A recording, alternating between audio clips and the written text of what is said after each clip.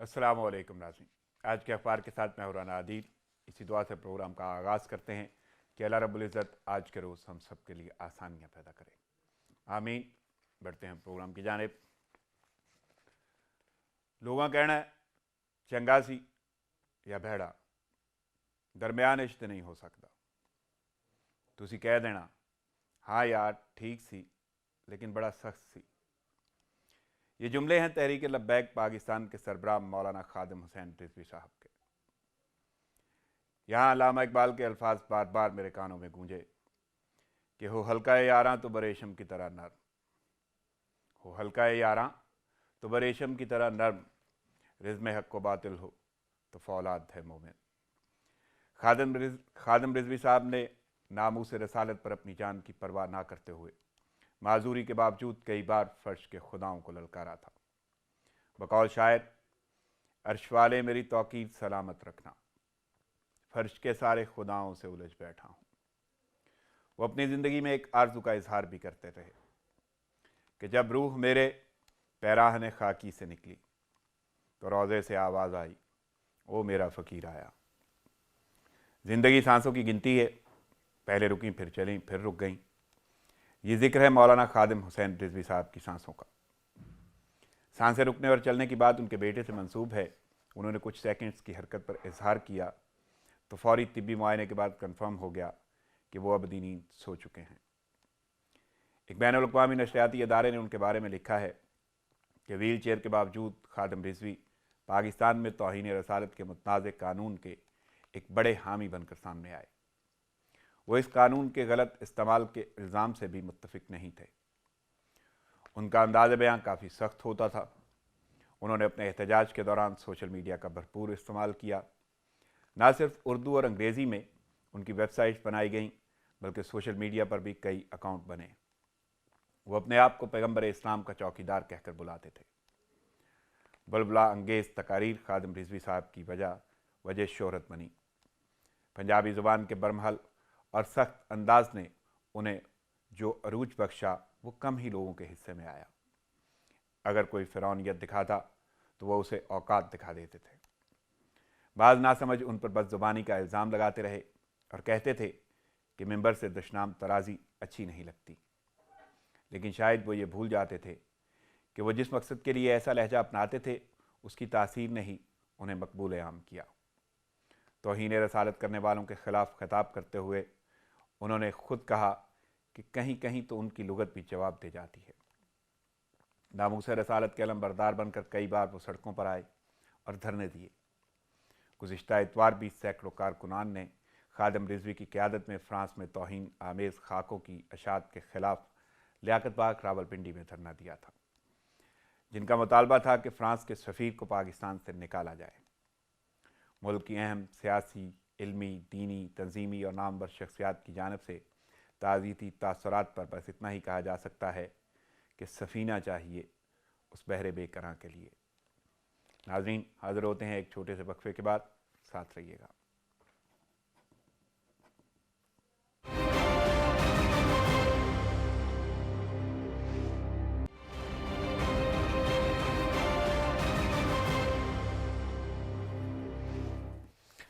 Welcome back नाज़रीन, खबरों और तजियों का सिलसिला शुरू करते हैं। लेकिन सबसे पहले मैं अपने मेहमान शख्सियात का तारुफ आपसे कराता चलूँ। सबसे पहले मेरे साथ मौजूद हैं, शोबा सहाफ़त से उनका ताल्लुक़ है और हालात हाज़रा पे बड़ी गहरी नज़र है, तवील अरसे से इस शोबा से मुंसलिक हैं। मेरे साथ मौजूद हैं वाशिंगटन से तजिया कार मोहतरम जनाब फैज़ रहमान साहब। अस्सलाम वालेकुम फैज़ सर। राना साहब, बहुत बहुत शुक्रिया। Good to be with you. Most welcome sir. मैं दूसरी शख्सियत का भी अपने नाज़रीन को तारुफ कराता चलूँ। उनका ताल्लुक़ भी शोबा सहाफ़त से और तवील अरसे से इनसे मुंसलिक हैं, बल्कि अच्छा खासी तवालत है उस तजर्बे की।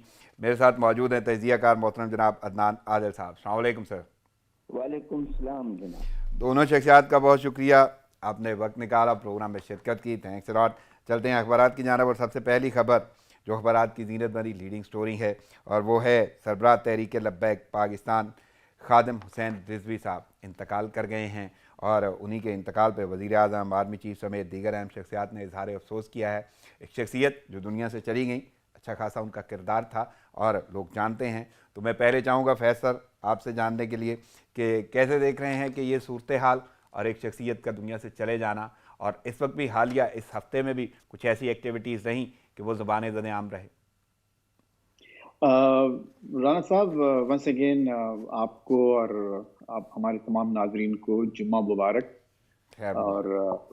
یہ بہرحال ایک بہت اہم خبر ہے. واشنگٹن میں جب یہ خبر میں نے ٹکر کی صورت میں دیکھی پاکستانی چینلز پہ، تو پہلے تو کچھ دیر یقین نہیں آیا، کیونکہ ابھی 2 3 روز پہلے ہی ہم ان کی بڑی پوری انرجی کے ساتھ، پوری توانائی کے ساتھ تقریریں سن رہے تھے.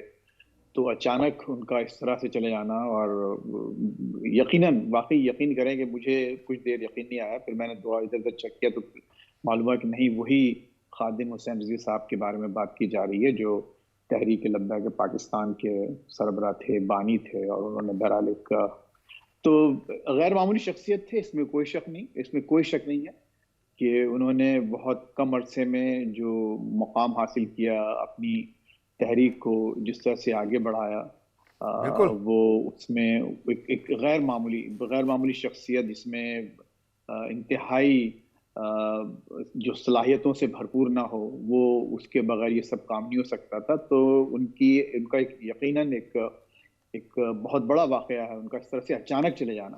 بالکل. اور ہمیں جو خیر ابھی ان کی وجوہات نہیں بتائی گئی کہ ان کو کس طرح سے وفات ہوئی. صرف یہ کہا جا رہا ہے کہ بخار تھا، کھانسی تھی. کہا جا رہا ہے، اور بہت ساری ایسی باتیں سامنے آ رہی ہیں، لیکن واضح طور پہ تصدیق ہو چکی ہے کہ وہ جی ہاں، یہ دنیا سے تصدیق ہو چلے گئے. چکی ہے. لیکن مجھے اصل میں ایک بات جو میں کہنا چاہتا ہوں رانا صاحب اس موقع پہ، ان کی چونکہ شخصیت ایک ہمگیر شخصیت تھی، اور پاکستان کی اس وقت جو سیاست ہے اس میں ان کی ایک اہمیت تھی، اور انہوں نے اپنے آپ کو اس کا ایک اہم جزو بنا لیا تھا.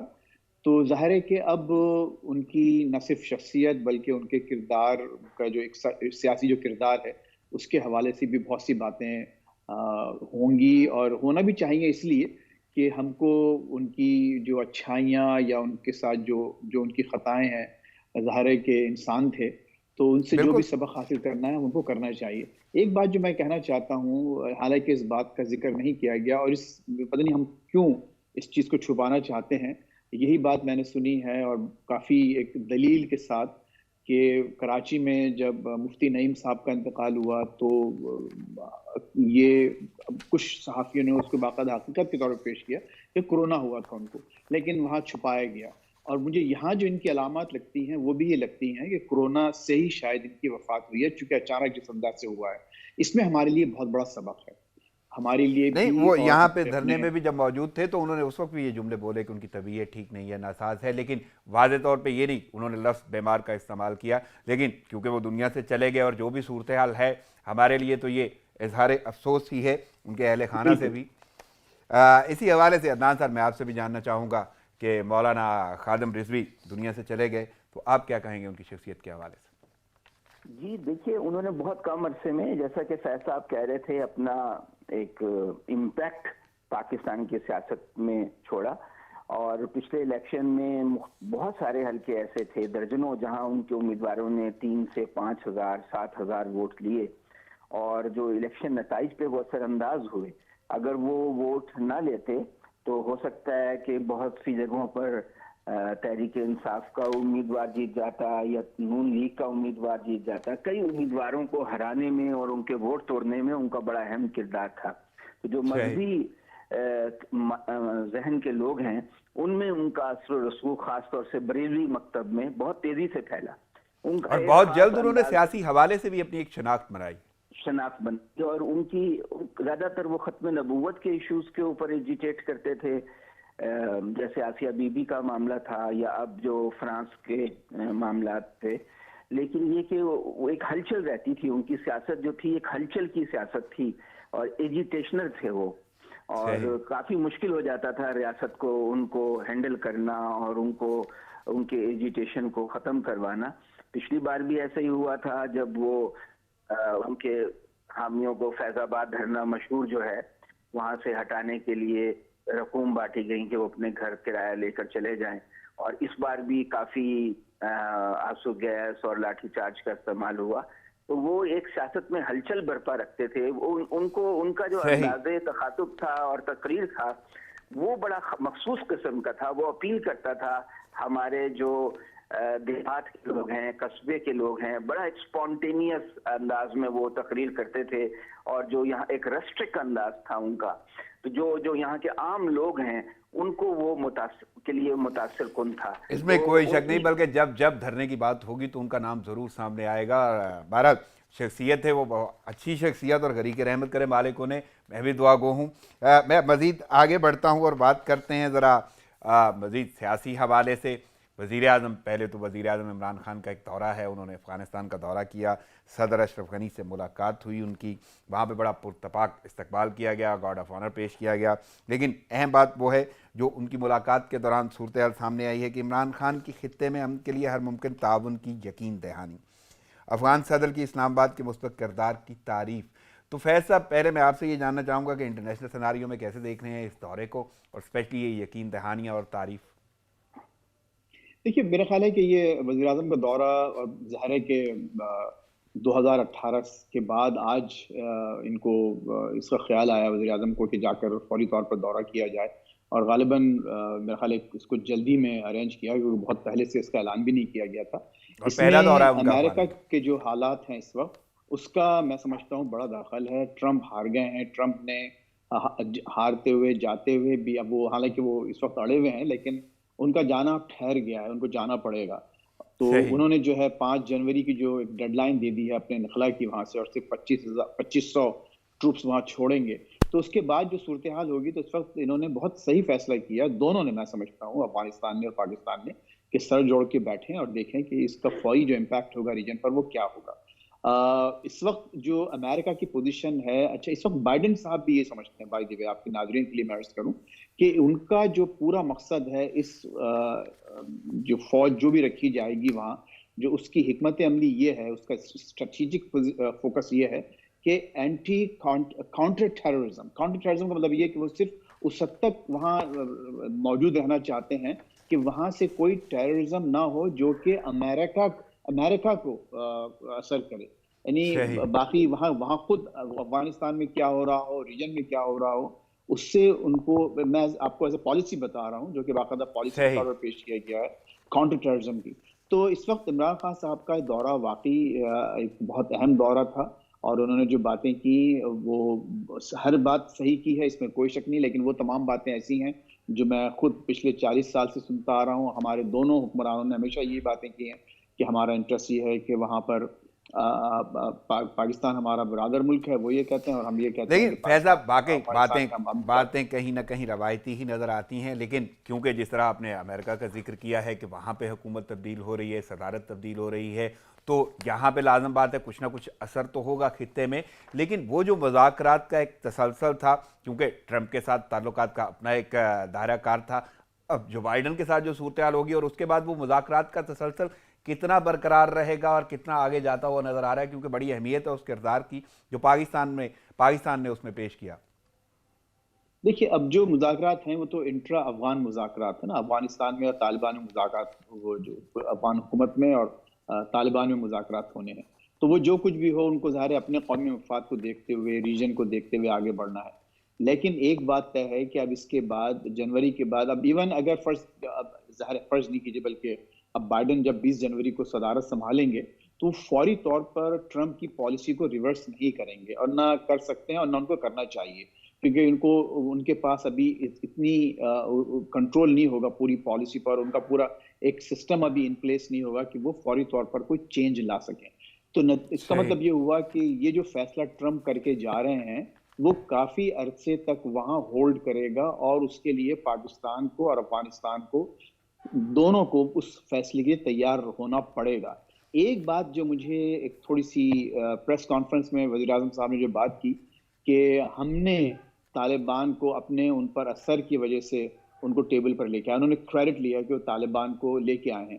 اچھا, یہ پاکستان, یہ مطلب بات تو یہی سمجھی جاتی ہے دنیا میں کہ خصوصاً واشنگٹن میں کہ طالبان پر پاکستان کا بہت اثر ہے. اچھا دیکھیے, اب اس سے ڈبل ایجڈ سورڈ, جب آپ بحیثیت وزیر اعظم باقاعدہ اس کا اعتراف کرتے ہیں کہ ہمارا ان پر اتنا اثر ہے کہ ہم ان کو اب لے کے آئے ہیں, تو اب یہی اثر اب آئندہ پوسٹ وڈرال جو واقعات ہوں گے، معاملات ہوں گے، اس میں اس بیان کی بڑی اہمیت ہوگی، اور ان صحیح، کو اب پاکستان کو پرکھا جائے گا اس بیان کی بنیاد پر. اگر خدا نخواستہ معاملات بگڑتے ہیں اور خود افغانستان میں زیادہ وائلنس بڑھتا ہے، وہاں خانہ جنگی اور بڑھتی ہے، اور اس خانہ جنگی کا جو اسپل اوور ہمارے پاس ہوتا ہے، ہمارے اپنے علاقوں میں ہوتا ہے، تو پھر یہ ضرور پوچھا جائے گا کہ آپ نے تو خود فرمایا تھا کہ طالبان پر آپ کا اتنا سر تھا کہ آپ ان کو ٹیبل پر لے کے آئے تھے، آپ نے ان کو سمجھا بجھا کے ان مذاکرات پر آمادہ کیا تھا. اب کیا ہو رہا ہے؟ اب آپ کا اثر، وہ اثر و نفوذ وہ کیا یعنی ہوا؟ کہیں نہ تو کہیں وہ یہ ایک سپورٹ کا تاثر یا تعاون کا، معاونت کا تاثر آپ سمجھ رہے ہیں؟ نہیں، باقاعدہ یہ بیان انہوں نے کیا کہ ہمارا اثر تھا، ہم ان کو ٹیبل پر لے کے آئے. یہ جو صحیح، بات انہوں نے وزیر اعظم نے یہ نہیں کہی کہ ہم نے ان سے ریکویسٹ کی تھی یا ہم نے ان سے کہا تھا، ہمارا اثر لفظ استعمال کیا. تو صحیح، ہمارا انفلوئنس، جو انگلش میں پریس کانفرنس جو انہوں نے کی تھی، تو یہ ایک، جیسے میں نے عرض کیا کہ صحیح ہے، اس میں کوئی شک نہیں، لیکن اس سے ڈبل ایج سورڈ. یعنی اور وہ لفظ اسی کہیں پہ نہ کہیں اب آپ کو لگتا ہے کہ آئندہ قابل گرفت ہو سکتے ہیں کہ ان کا کوئی بھی مفہوم نکالا جا سکے؟ پاکستان کو بالکل بالکل پرکھا جائے گا، اور ان کے اس بیان کو باقاعدہ ثبوت کے طور پہ پیش کیا صحیح. جائے گا کہ میں جسے آپ تھوڑا خود سا تعقل میں بیٹھ عدنان کر. صاحب کی جانب رخ کروں گا. عدنان صاحب، آپ کیسے دیکھ رہے ہیں وزیر اعظم کا دورہ افغانستان، اور پہلا دورہ ہے ان بہت کا اچھا ہے، حکومت میں آنے کے بعد؟ کیونکہ جیسے کہ فیض صاحب کہہ رہے ہیں کہ امریکن ٹروپس جو ہیں 5 جنوری تک نکل جائیں گے، اور صرف 2500 ٹروپس رہ جائیں گے وہاں پر امریکی. تو لیکن ایک بات تو ہے کہ اگر صورتحال زیادہ خراب ہو، امریکہ دوبارہ ٹروپس وہاں بھیج سکتا ہے.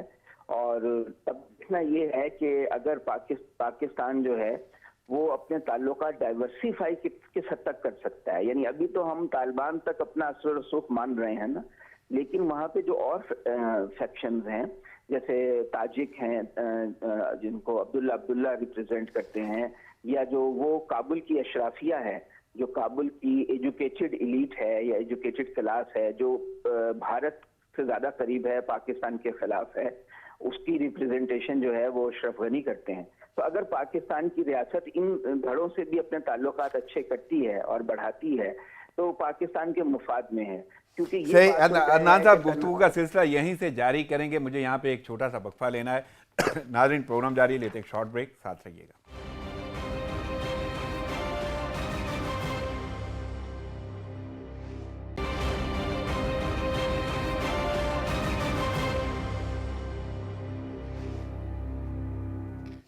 Welcome back. ناظرین خبروں اور تجزیوں کا سلسلہ جاری ہے، اور یہ سلسلہ وہیں سے جوڑیں گے جہاں سے ٹوٹا تھا. عدنان صاحب، میں آپ سے بات کر رہا تھا دورہ افغانستان کے حوالے سے وزیر اعظم عمران خان کا، اور میں چاہوں گا کہ جہاں سے آپ نے سلسلہ چھوڑا تھا گفتگو کا، وہیں سے جوڑیے گا. یہ دیکھیے، ایشوز جو ہیں پاکستان کے لیے، ایشو یہ ہے کہ افغانستان میں داعش ایکٹیو ہو رہی ہے اور اس کو انڈیا کی سپورٹ حاصل ہے، تو وہ پاکستان کی سیکیورٹی کے لیے ایک بڑا مسئلہ ہے. اور جو اشرف غنی کی حکومت ہے ان کے لیے ایشو یہ ہے کہ طالبان جو ہیں وہ حملے کرنا بند کریں اور وہ سیاسی طور پہ رستہ نکالیں. تو ان دو ایشوز کے اوپر دونوں پارٹیز کا میجر کنسرن ہے. اب مصیبت یہ ہے کہ افغانستان جو ہے اس میں نہ صرف یہ کہ ایتھنک اعتبار سے، یعنی کہ پشتون، تاجک، ازبیک، اس طرح ڈویژن ہے، تقسیم ہے، بلکہ وہاں وار لارڈز. تو وہاں پہ امن کا قائم ہونا ایک بہت ہی مشکل ترین کام ہے. اور اگر دونوں حکومتیں مل کر اس میں کام کریں گی تو شاید کچھ بہتری آ جائے، جو کہ فی الحال تو اس کے چانسز نظر نہیں آتے.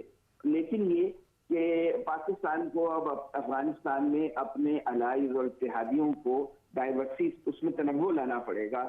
صرف ہم پختون جو قوم پرست ہیں، جو طالبان جنہیں آپ کہہ لیں قدامت پسند، ان پہ نثار نہیں کر سکتے، بلکہ تاجک، ازبیک اور یہ جو کابل کی ایلیٹ ہے اس میں بھی ہمیں پینیٹریٹ کرنا پڑے گا. عمران خان کا یہ جو دورہ ہے اس اعتبار سے اہم ہے کہ اشرف غنی جو کہ کابل کی ایک ایجوکیٹڈ ایلیٹ کے نمائندہ ہیں، ان کے ساتھ بات چیت کی گئی ہے اور کوشش کی گئی ہے کہ ان کے ساتھ پاکستان کے مراسم بہتر کیے جائیں. جہاں تک امریکہ کا تعلق ہے تو ہمارا جو ان سے زیادہ تر رابطہ ہوتا ہے وہ پینٹاگون اور پاکستان آرمی کا ہوتا ہے. تو جو ہمارے آرمی چیف ہیں قمر جاوید باجوہ، جب وہ گئے تھے وہاں امریکہ پینٹاگون میں، ان کو وہ گن سلوٹ کیا گیا تھا، توپوں کی سلامی دی گئی تھی. تو اسی طرح اس بات کی اہمیت کو اجاگر کیا گیا تھا کہ اصل آدمی یہ ہیں افغانستان کے حوالے سے. تو ان کی اور پینٹاگون کے درمیان جو ربط ہے وہی اہم کردار ادا کرے گا آنے والے دنوں میں افغان پالیسی کو متعین کرنے. تو آپ کو کیا لگتا ہے، یعنی پہلے جو جس طرح کردار ادا کیا گیا اور اس کی اہمیت ہم جانتے ہیں اور دنیا مانتی تھی، اب مزید اس کردار کو کس طرف جاتے ہوئے دیکھ رہے ہیں؟ یعنی پاکستان بہتری کی جانب جا رہا ہے، اسپیشلی امریکہ کی ہم بات کر رہے ہیں جہاں پہ اب حکومت بھی تبدیل ہو رہی ہے، صدارت تبدیل ہوئی ہے، تو وہ کردار مزید آگے بڑھے گا یا اس میں بھی کوئی یوں کہہ لیں کہ جمود آنے کے کچھ چانسز ہیں؟ میں نہیں سمجھتا، کیونکہ دیکھیے جو بائیڈن جو ہے وہ زیادہ زور دیں گے انسانی حقوق پہ، خواتین کے حقوق پہ، ہمیں بھی اس پہ کوئی اعتراض نہیں ہے. اور میرا خیال ہے کہ امریکن جو اسٹیٹ ہے اس نے یہ ایک فیصلہ کیا ہے کہ اگر طالبان کے ساتھ بھی ورکنگ ریلیشن شپ بنا کر چلنا پڑے تو کوئی حرج نہیں ہے، اگر وہ وہاں پر اس بات کی گارنٹی دے دیں کہ افغانستان کی زمین جو ہے انٹرنیشنل ٹیررزم کے لیے استعمال نہیں ہوگی. تو میرا نہیں خیال کہ پاکستان امریکہ میں کوئی دوری پیدا ہوگی افغانستان کے حوالے سے، کیونکہ پاکستان کا انٹرسٹ بھی ایک اسٹیبل افغانستان ہے اور امریکہ کا بھی ہے. البتہ افغانستان کے جو وار لارڈز ہیں وہ کس طرح بیہیو کرتے ہیں اور انڈیا وہاں پہ جو انویسٹمنٹ کر رہا ہے اس کے کیا نتائج نکلتے ہیں، اس پہ بہت انحصار ہوگا. صحیح. میں مزید آگے بڑھتا ہوں، تھوڑی بات کرتے ہیں گلگت بلتستان کے حوالے سے، اور پہلے میں فیض صاحب سے پوچھوں گا. فیض صاحب، بلاول بھٹو نے وفاقی حکومت کو یعنی 2 ماہ کی مہمان قرار دیا ہے، ایک تو یہ بات ہے، اور دوسرا وہ دھاندلی کا بھی الزام لگا رہے ہیں. تو کیسے دیکھ رہے ہیں بلاول بھٹو کے یہ بیانات؟ ایک تو وہ 2 ماہ میں رخصت چاہ رہے ہیں کہ حکومت رخصت ہو جائے گی، وہ قرار دے رہے ہیں، اور دوسرا دھاندلی کا ابھی تک انہوں نے بھی جو سلسلہ ہے نا وہ اپنائے ہوئے ہیں کہ ان کے ساتھ دھاندلی ہوئی ہے گلگت بلتستان میں. تو کیسے دیکھ رہے ہیں ان بیانات کو؟ رانا صاحب، بیانات تو اچھے ہیں لیکن مجھے یہ نظر نہیں آتا. دیکھیں، بیان دینا ایک لائنر آپ نے کہہ دیا کہ 2 مہینے میں چلے جائے گی، لیکن عوام کو سے ذرا یہ بھی شیئر کیا جائے کہ اس کا کوئی کیا روڈ میپ ہے ان کے سامنے، کوئی آئینی یعنی کیسے طریقہ سمجھے، کا؟ کیا کسی نے ان کو کیسے بتا، مطلب کیا کریں گے یہ؟ کیا یہ استعفے دیں گے پارلیمنٹ سے، یا نو کانفیڈنس موشن لے کے آئیں گے وزیر اعظم کے خلاف پارلیمنٹ میں، یا جو ان کے اتحادی ہیں ان سے بات چیت کر کے جیسے ایم کیو ایم وغیرہ جو چھوٹی موٹی جماعتیں ہیں ان کو ان سے الگ کیا جائے گا؟ کوئی روڈ میپ نہیں دے رہا ہے. اور یہی بات جو تھوڑی سی ایک صورتحال سامنے آئی تھی، مریم نواز صاحبہ نے جو بی بی سی کو انٹرویو دیا تھا، بالکل. تو اس میں بھی ان سے جو انٹرویو جو دے رہی تھیں فرحت، جو بڑی اچھی جرنلسٹ ہیں ماشاءاللہ، تو جو انہوں نے جو یہی بار بار یہ سوال پوچھا ان سے کہ آپ بتائیں کہ ٹھیک ہے آپ کہہ رہی ہیں کہ یہ چلی جائے گی حکومت، لیکن کیسے جائے گی، کون بھیجے گا، کیا ہوگا؟ اس کا کسی کے پاس کوئی جواب نہیں ہے. تو یہ لگتا یہ ہے کہ یہ باتیں صرف جو ہیں عوام کو تھوڑا سا ایک ان کا جوش و جو مخالفین ہیں اس حکومت کے، ان کو ایک جوش و خروش کے طور پر ایک رکھا جائے، اور یعنی ان کے خالی جوش و پیلی خروش کو دعوے قائم ہیں، رکھا جائے. یا یوں کہہ لیں کہ اپنے ووٹ بینک کو تسلی دینے کے لیے؟ نہیں، اگر ہو سکتا ہے کہ دونوں کو معلوم ہو کوئی اندر کی باتیں، لیکن اگر آپ تھوڑی سی ٹرانسپیرنسی دکھائیں اور ہم سے شیئر کریں کہ آپ کے ذہن میں کیا ہے، کہ آپ نے کوئی ایسے کچھ باتیں ہوئی ہیں آپ کی، اور کیا آئین سے ماورا کوئی بات ہوگی، یا ود ان دی آئین کوئی ایسی بات آپ کے پاس ہے، یعنی تو ہم سے آئینی وہ حوالے سے شیئر کوئی طریقہ کار نظر نہیں آ رہا؟ مجھے کوئی نظر نہیں آ رہا کہ وہ 2 مہینے میں اچانک کیا ہو اور جائے گا. کہ مجھے تو دھاندلی کو نہیں کیسے لگتا کہ دیکھ رہے یہ ہیں؟ حکومت کو فی الحال کوئی ایسا فوری خطرہ ہے، کیونکہ دھاندلی خود کا ان کی بیانیہ اپنی کیسے دیکھ پوزیشن رہے ہیں جو ہے. فیض سر؟ جی، دھاندلی کا بیانیہ کیسے دیکھ رہے ہیں بلاول بھٹو کی جانب سے جی بی میں؟ دیکھیے، دھاندلی تو میرا خیال یہ ہے کہ اس دفعہ نہیں ہوئی ہے، جس کی وجہ سے سیٹیں آپ دیکھیں حکمراں پارٹی کو یہ تو کم وفاقی ملی وزیر ہیں. اطلاعات نے بھی بولا تھا کہ ورنہ ہم دیکھیں، اکثریت نہ لے اس کی جاتے. وجہ یہ ہے، نہیں، اس کی وجہ یہ ہے، دیکھیں میں وہ کوئی ایسی بھری بزم میں راز کی بات نہیں صحیح. کرنا چاہتا، لیکن یہ تو دس از این اوپن سیکرٹ. دیکھیے، اوپن سیکرٹ ہے کہ گلگت بلتستان ایک بہت ہی سینسٹیو علاقہ ہے، اور وہاں ہماری اپنی ریاست، ہماری اپنی حکومت، ہمارا اپنا اسٹیبلشمنٹ یہ افورڈ نہیں کر سکتا کہ، اور وہاں کے خود اپنے عوام یہ افورڈ بالکل. نہیں کر سکتے کہ وہ اسلام آباد کے علاوہ کسی اور پارٹی کو، جو اسلام آباد پر جس کی حکومت ہے اس کے علاوہ کسی اور کو یہ مینڈیٹ دیں. اس کی وجہ یہ ہے کہ اس سے اس علاقے میں خلفشار پڑتا ہے، اور جس سے آپ کی ایک جو دشمنان آپ کے دین ہیں، دشمنان پاکستان ہیں، ان کو اس سے فائدہ اٹھانے کا موقع ملتا ہے. تو یہ it's a given, it's an open secret. تو یعنی اب یہ بھی اگر کہیں نہ لیکن کہیں صرف اپنے آپ کو تسلی دینے کے لیے ایسے بیانات دیے جا رہے ہیں. ہاں لیکن چونکہ محنت انہوں نے کی تھی، اس میں کوئی شک نہیں ہے کہ بلاول نے بڑی محنت کی، مریم نواز صاحبہ نے وہاں بڑی محنت کی ہے، اور ان کو اس محنت کا پھل نظر آتا ہوا نظر نہیں آ رہا، تو اس لیے ذرا فرسٹریشن ہے. لیکن یہ ان کو معلوم ہے اچھی طرح، نہ اس وقت کوئی امکان نہیں ہے. انہوں نے بلاول صاحب نے یہ بھی کہا کہ جی یہ حکومت جیسے آپ نے 2 بھی ماہ میں فرمایا کہ بالکل. 2 مہینے کے زیادہ آزاد امیدوار اپنے تمام انڈے اس باسکٹ میں مت ڈالیں، صحیح. بلکہ میں ہمارا ذرا ساتھ دیں. عدنان صاحب سے پوچھنا چاہوں گا. عدنان صاحب آپ کیسے دیکھ رہے ہیں یہ دعوے اور الزامات بلاول بھٹو کی دیکھیے جانب سے؟ حکومت تو پی ٹی آئی کی بنے گی، آزاد امیدوار اس میں شامل ہو گئے ہیں، 10 سیٹیں ان کی تھیں، بالکل 14 ہو گئی، اب تو بالکل کمفرٹیبل میجورٹی ان کے پاس ہے، اس میں تو کوئی شک نہیں. دھاندلی بالکل نہیں ہوئی، یہ صرف جھوٹ ہے جو کہ ہمارے سیاستدانوں کا پرانا وتیرہ ہے. آپ دیکھیں غزر میں انہوں نے دعویٰ کیا بلاول نے کہ ایک پولنگ اسٹیشن پہ بیلٹ باکس اٹھا کے لے گئے. وہ غزر کا حلقہ وہ حلقہ ہے جہاں سے نون لیگ جیتی، پی ٹی آئی نہیں جیتی ہے. تو اگر واقعی کوئی وہاں پر دھاندلی کا کوئی ہے تو یہ جائیں الیکشن کمیشن میں ریٹ کریں، پٹیشن کریں، کوئی الیکشن ٹریبیونل میں جائیں، وہاں جائیں گے تو ثبوت دینے پڑیں گے، وہ ان کے پاس ہے نہیں. یعنی اس پچھلے ساری بار صورتحال میں صرف اپنے آپ کو تسلی دے رہے ہیں بلاول بھٹو صاحب؟ یہ اس لیے کہ اپنے سپورٹرز کو اپنا رانجھا راضی رکھنے کے لیے، کہ بتانے کے لیے کہ جی ہم تو بڑے پاپولر ہیں اور ہم تو الیکشن ہاری ہیں، کہ یہ ہماری سیاسی جماعتوں کا بدقسمتی سے ایک مستقل فیچر بن چکا ہے کہ جب بھی الیکشن ہارتے ہیں وہ یہی کہتے ہیں کہ دھاندلی ہوئی ہے، گڑبڑ ہوئی ہے، حالانکہ ایسا نہیں ہے. بلکہ اتنے یہاں پہ بڑے میں وہ بیان بھی کوٹ کرنا چاہتا ہوں چیف الیکشن کمشنر جی بی کا. انہوں نے بھی واضح طور پہ بولا کہ انتخابات شفاف تھے، کوئی الزامات نہ لگائے، اور الیکشن ٹریبیونل بھی انہوں نے قائم کر دیا ہے. بالکل، تو جائیں وہاں پہ اپنا لے کر شکایات جائیں اور بتائیں.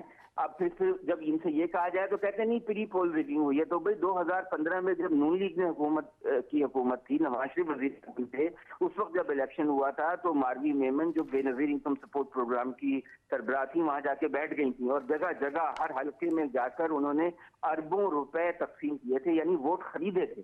بے نظیر انکم سپورٹ پروگرام کے تحت لوگوں کو پیسے دے کر نون لیگ کے حق میں ووٹ خریدے گئے تھے. تو وہ پری پول ریگنگ نہیں تھی. اب یہ کہتے ہیں کہ پری پول ریگنگ ہے. یہ تو پاکستانی سیاستدان جو ہے نا اخلاقی طور پہ بہت ہی گراوٹ کا چلیں شکار ہے. عدنان صاحب، اب پی ٹی آئی حکومت بنانے جا رہی ہے وہاں پہ، اور آپ کو کیا لگتا ہے، یعنی سادہ اکثریت نہیں ہے لیکن پھر بھی آپ کو لگتا ہے قانون سازی کے حوالے سے جو وعدے کیے گئے ہیں آئینی حقوق دینے کے وہ پورے ہوتے ہوئے نظر آ رہے ہیں؟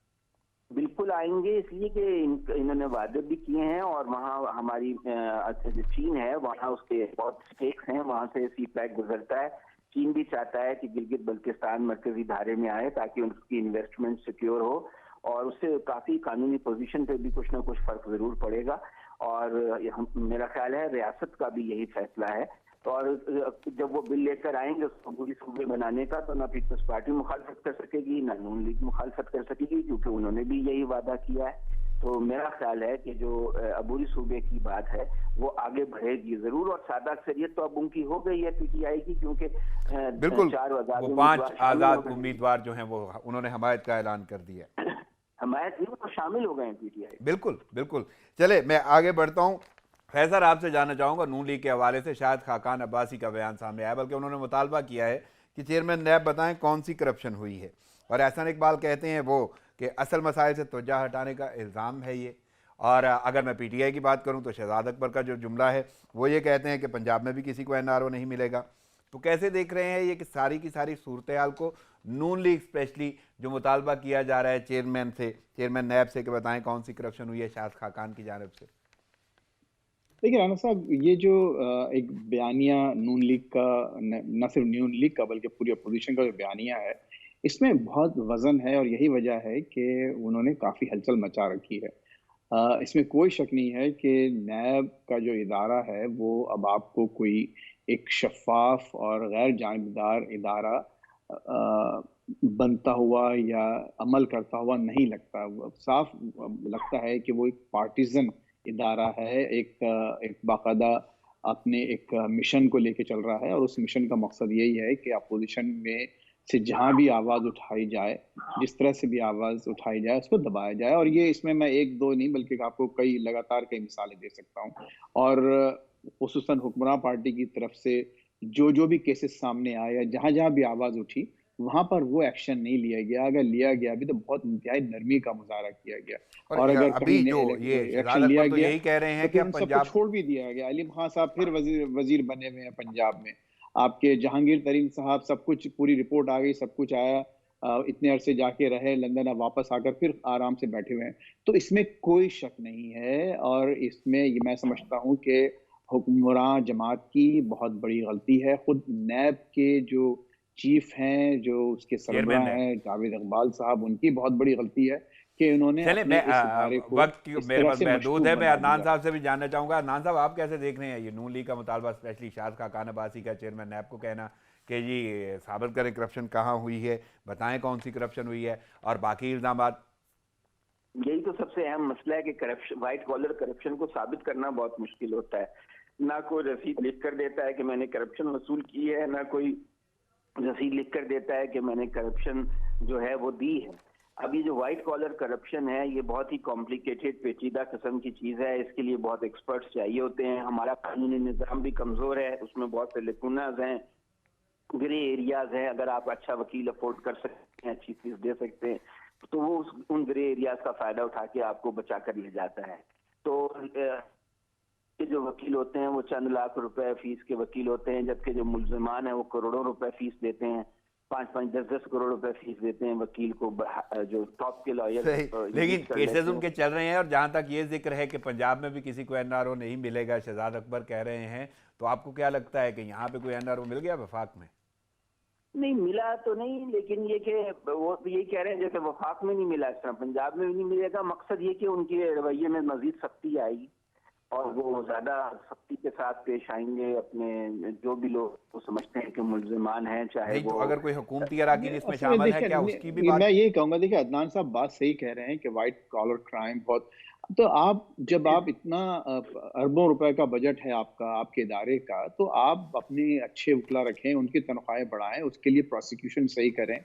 آپ یہ تو برڈن آپ پر ہے نا، ریاست پر ہے. اس پر آپ کسی کو بھی اس طرح سے الزام لگا کر آپ یہ کہتے ہیں کہ جی چونکہ ہم کرائم کو ثابت نہیں کر سکتے لیکن وہ کرمنل ہے. اور یہی بات ہمارے وزیر اعظم صاحب نے بھی انٹرویو میں کہی، اپنے ایک بڑے صحیح. مشہور زمانہ انٹرویو میں، کہ نواز شریف جو غدار اس لیے ہیں کہ وہ فیض جانتے ہیں صاحب، کہ وقت غدار کی ہیں، لیکن یہ قلت کے ثابت باعث نہیں. مجھے اجازت لینا ہوگی. آپ کی شرکت کا، عدنان صاحب، آپ کی شرکت اور وقت اور تجزیے کا بہت شکریہ. ناظرین، پروگرام کا وہ ختم ہوا چاہتا ہے، مجھے اجازت دیجیے. دعاؤں میں یاد رکھیے گا. اللہ نگہبان.